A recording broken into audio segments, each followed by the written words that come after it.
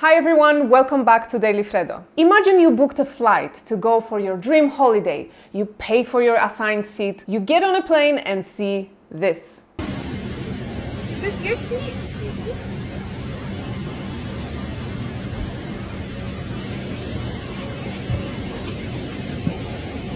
Of course, this particular creator knows she is large and this video was a joke, but a lot of the time people are forced to deal with situations like that. There was a woman who created a campaign asking people to sign a petition for obese people to be able to receive free extra seats on the plane. Have a look. Plus-size influencer Jalen Chaney demands free extra seats on a flight. As my petition states, all plus-size passengers should be provided with an additional seat or 2 or 3 depending on their size and need. Airlines should also offer a straightforward refund process for those who are buying additional seats independently. He believes that airlines are currently discriminating against larger passengers. Let's just state facts. Plus-size travelers need more space. We simply want enough space to travel comfortably and safely without fear of being discriminated against because of our size. Some critics pointed out that her plan could push ticket prices up for all passengers, but Jalen says it's worth it. In a statement shared with Fox News, she said that these costs must be weighed against the benefits of creating a more welcoming and inclusive travel experience. I'm sorry, what? If you've ever been on an airplane, you know that there are strict rules when it comes to the weight of your luggage, size of your bags, and if there is even half a kilogram more in your suitcase than initially stated on your reservation, you need to pay for it. And a lot of the times, it is not a small amount of money. Ooh, I'm sorry.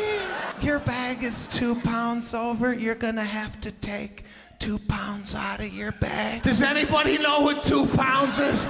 They're gonna charge me an extra $8,000. Some users said, I need first-class service, but I cannot afford it due to the high prices. I feel that airlines should be more inclusive for people like me. Let's start a petition then.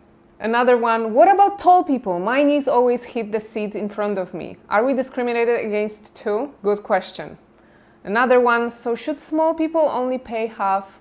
Well, yeah, if you take only half a seat, that makes sense. And those are all absolutely excellent points. Here is the reaction of Piers Morgan to the whole thing. And take this plus-sized influencer. No one should have to endure the discomfort, embarrassment, and discrimination that often comes with being a plus-size passenger trying to navigate air travel. By signing this petition, you can help us demand that airlines take concrete steps to make air travel more inclusive and accommodating for all passengers. Jalen Chaney made global headlines this weekend after claiming fat people are entitled to extra seats on planes because they're so fat. She said all plus-sized passengers should be provided with an extra free seat or even 2 or 3 seats depending on their size to accommodate their needs and ensure their comfort during the flight. Well, look, Jaylee, you can have your extra seat, you can have 10 extra seats.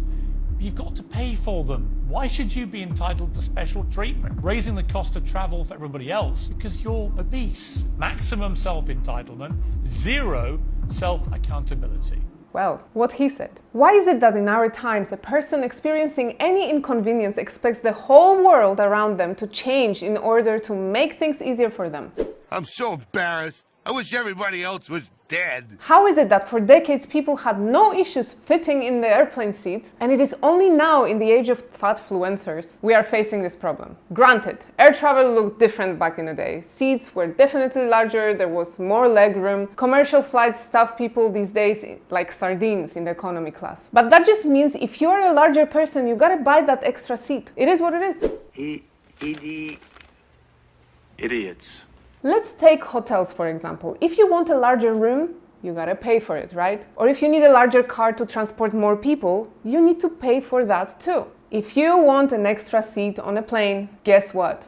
You have to pay for it. We all remember the viral story of Sydney Watts who had to endure a flight being squeezed in between 2 obese individuals. Got an interesting story for you. So this lady was stuck on a flight between 2 obese people on a plane and demanded reparations. She said this was not acceptable. If fat people want to be fat, fine. But it is something else entirely when I'm stuck between you with your arm rolls on my body for 3 hours. This was one roll, other roll. Apparently they were brother and sister, and she did end up getting her reparations in the form of $150 of trip credit, in which she said this: I'd rather take $150 American Airlines offer me as a refund and give it to someone who needs a personal trainer or gym membership. Yeah, she going crazy.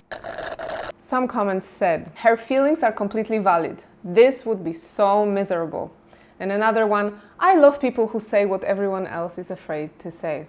Don't we all? But what is the experience like for the obese people on the plane? Let's have a look. Things that plus-size travelers hate. When the tray table can't come down. Worrying about asking for a seatbelt extender. Having little to no room to move. Narrow aisles and bulkhead seats. Tiny airplane bathrooms. Worrying you're going to break the toilet. Getting pat down because you're fat. Tiny airport chairs with armrests. Getting pat down because you're fat? Why because you're fat? Maybe you just look suspicious. Sussy bata.